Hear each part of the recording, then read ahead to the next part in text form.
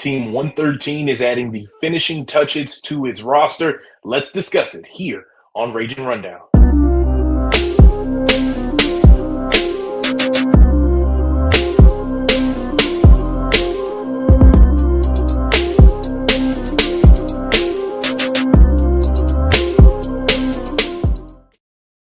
What's good, ladies and gentlemen, and welcome into another episode of Ragin Rundown, where it's all Cajuns all the time. I'm your host, Jamarcus Fitzpatrick, but you can always call me Fitz. And in today's episode, we will be talking about yet another portal commitment by the Ragin Cajuns baseball program. We'll talk about how they will be a part of the Bruce Bolt College Classic this upcoming season, or next season, that is. And then we will get into football, adding yet another commitment to their 2027 class. Let's start things off with the latest portal commitment by Ragin Cajuns baseball, as they have added a local product to their roster. Tanner Hornback, who played on the roster for UT Tyler this past season, where the Patriots made it all the way to the Division II College World Series semifinal round. So a very, very good baseball program that he is coming from. He was originally from St. Thomas More. He's a Lafayette product, so he is coming back home.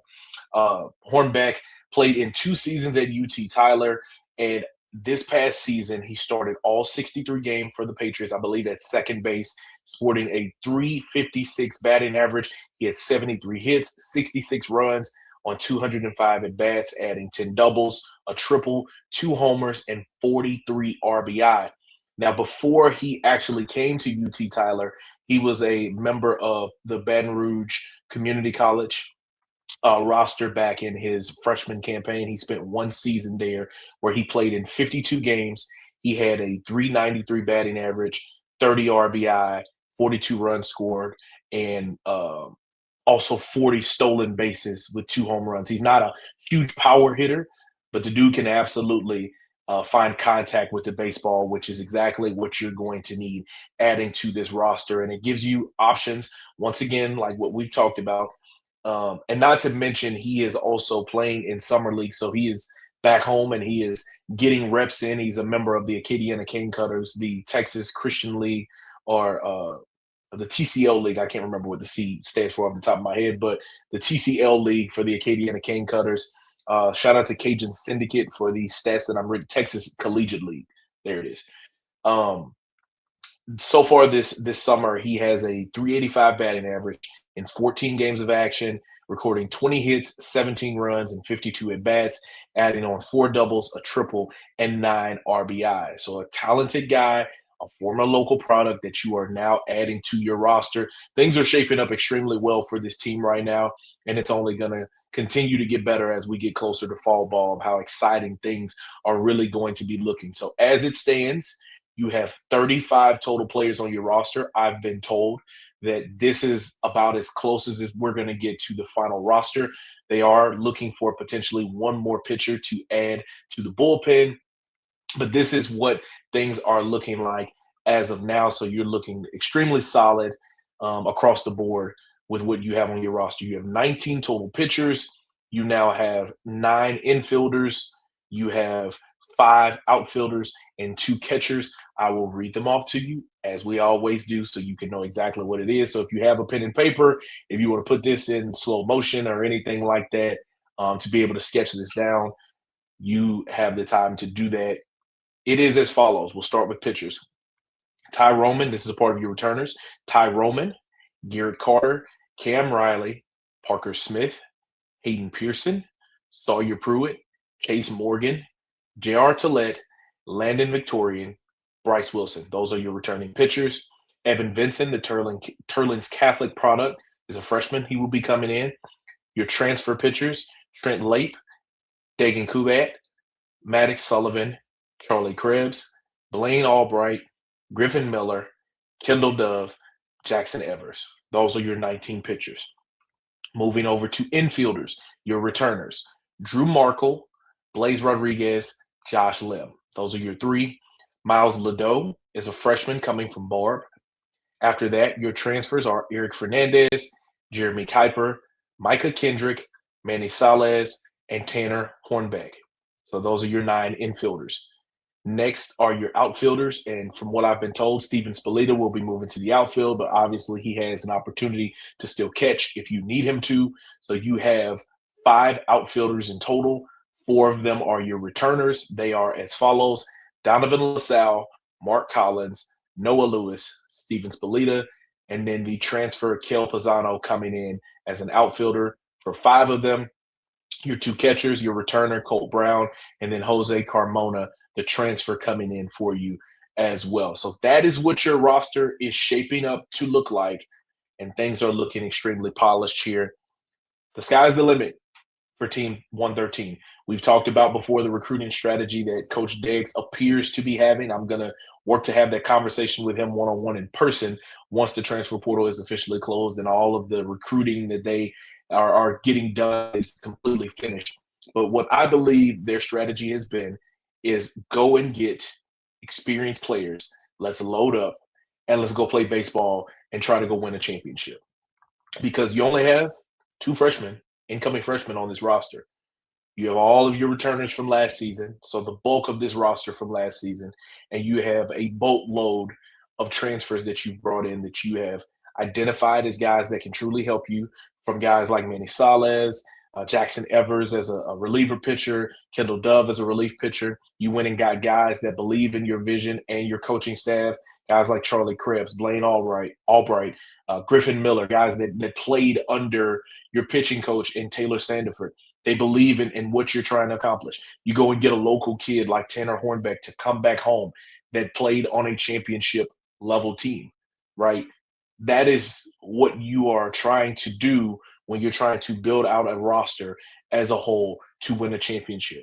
In order to build a championship level team, you have to get players that have been a part of championship and winning level programs. So that is what things look like right now for Team 113 headed into 2027. The Cajuns will also be playing in the Bruce Bolt College Classic come 2027. That was officially announced today, Thursday, June the 25th, as of from the actual website itself, from the Bruce Bolt College Classic website.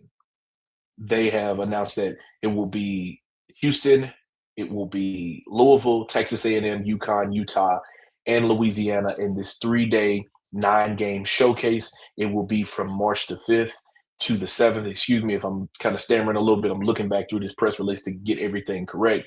Louisiana will be making its 6th appearance in the event and its first since 2024. They previously participated in 02, 03, 2016, 2018, and 2024. They will play 3 games throughout this weekend. Their first matchup will be against Utah on Friday. They will play against Texas A&M, a familiar opponent, on Saturday, and then Sunday against UConn. First pitch for the Utah matchup will be at 3:05. The Saturday game against A&M will be at 7:05, and the Sunday game against UConn will be at 2:05 p.m. Obviously, they are coming into this season. They will be entering that season after going 41-25. And the opponents that they're facing, Utah didn't have the best of seasons. They were 26-25 overall. UConn was 32-26, and they made it to the Big East tournament. They lost 2 games and were bounced out immediately. Utah made it to the Big 12 tournament and were bounced out immediately by Kansas State. Meanwhile, Texas A&M hosted their own regional. They won 2 games. They beat Lamar, Texas State. They make it to the regional final, and they lose in their own regional to USC, losing 2 games, 14-3, and then 7-1 to fall out of the College Station regional.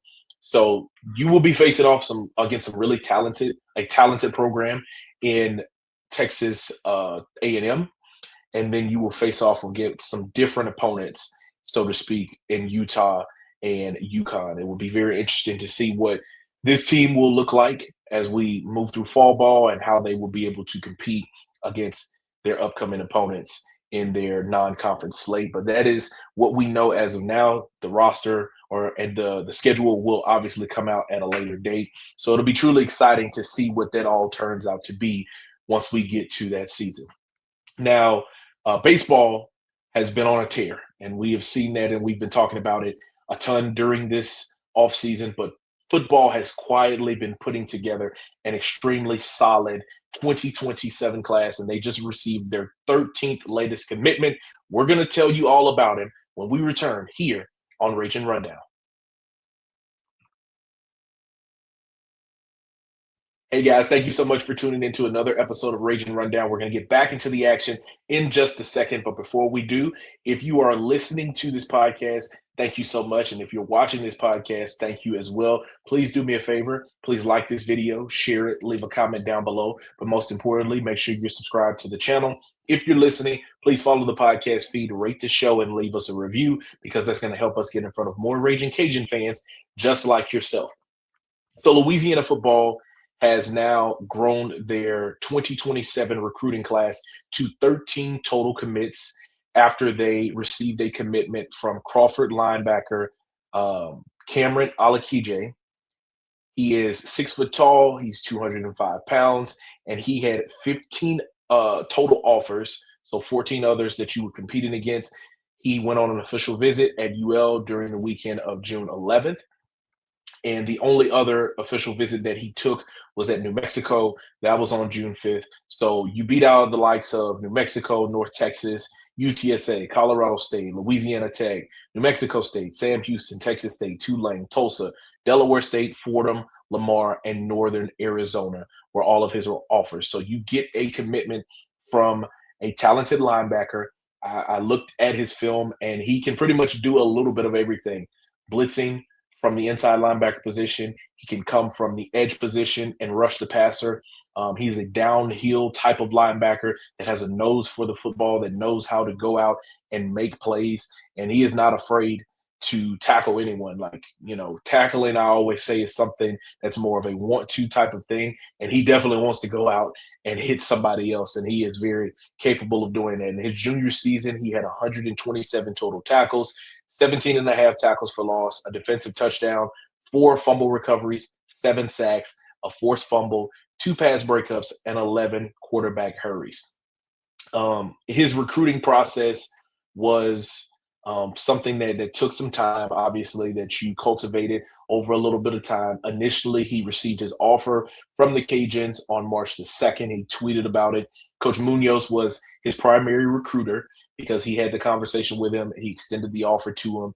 He had an in-home visit on, and I'm going based off of his Twitter, on May the 14th, where Coach Munoz and him were at his home. They took a picture together. He was meeting the staff, creating relationships. He tweeted about that on March the 19th. And like I said, he had his official visit the weekend of June the 11th. And now you get this commitment. Again, he makes such a good impression on a player that after he had a visit at New Mexico, he received an offer from, I believe it was Lamar a couple of days ago, and he comes to UL. He goes on the official visit. He's wowed enough that he decides to commit. That goes without saying. Like, yes, I know that's when you roll out the red carpet and you have snacks laid on the bed and you feed them all of this food and you're telling them all of these things. But from the conversations that I've had from a lot of these recruits and other players that have visited programs, like even transfers like Tito Chikure, they told me that this coaching staff is being genuine with them. They're being real with them about what they want, the vision they have for this program, the development plan that they have laid out for them as a player, what they believe they can get accomplished in the vermilion and white. And that's why they are willing to come here to Lafayette. We've talked about it numerous times on this podcast. I even said it in the last episode, if you want to go and check that out, when they got 2 commitments to reach 12. And I said that even though wins have not been materialized as of recent, 6 and 7 seasons, we know all about that. There goes without saying how big it is when guys are still willing to come to the program, even though things are not on the up and up in the win column. It goes without saying that you don't have a huge amount of turnover from your coaching staff. You don't have a whole lot of guys transferring out because they hate the coaches or they don't like where they're at. They're literally just going to try to say, hey, I want to get some more playing time, or I want to go somewhere and bet on myself to go to a bigger program. That's it. And you're not losing a high volume number of players. So to get a commit after giving him an offer in March, him having 14 other offers, him going on an official visit before you got a chance to meet with him. He could have committed to New Mexico after the official visit, and then maybe he shuts down his recruitment completely. That could have possibly happened. But he comes to Lafayette. He gets the chance to visit your campus, and now you have a commitment to your 2027 class. So if I can pull it up here really quickly, I will tell you all 13 of the players as it stands from this 2027 class. It is as follows. We talked about it before. Your first commitment to the class was Shadow Creek tight end Bryce Coleman. Then it was Avoyelles defensive lineman Kobe Smith, Faraday wide receiver Rob Taylor, Westbrook quarterback Tam Anderson, Angleton offensive lineman Noah Ernst, Plaquemine wide receiver John Walker, University Lab defensive lineman Mason Smith, St. Thomas More safety Landon Orty, who will be moving to linebacker once he's on campus, Summer Creek DB Caleb White, Archbishop Rummel. I don't know why I have such a hard time saying that word. Archbishop Rummel, DB Gavin Cooper Jr., Wiley athlete Jabryron Blake, Eastview offensive lineman Adarius Hines, and now Crawford linebacker Camron Alakija. 13 players that you've added to your roster. You have a little bit of everything: defensive linemen, tight ends, wide receivers, O-linemen, linebackers, safeties. And like I've said before, Coach Dez believes in building through the high school ranks. So there's plenty more where that came from. This will not be the last commitment that we see and that we talk about here on this podcast. But you have another player to root for that will be rocking the vermilion white really, really soon. He has his senior season upcoming to play before the early signing period in December. If I can get a chance to, I'll try to bring him on my day job at KTC and sit down and have a conversation with him to see how he's feeling about his commitment. And maybe we'll put some cut-ups here on Ragin Rundown as we've done so many other times before. But that's going to wrap up this episode of Ragin Rundown. If you've made it to this point in the video, thank you so much. Please do me a favor. Please like it, share it, and leave a comment down below. But most importantly, make sure you're subscribed to the channel. If you're listening, please follow the podcast feed, rate the show, and leave us a review, because that's how we get in front of more Ragin Cajun fans just like yourself. I'm your guy, Jamarcus Fitzpatrick. We'll see you guys next time.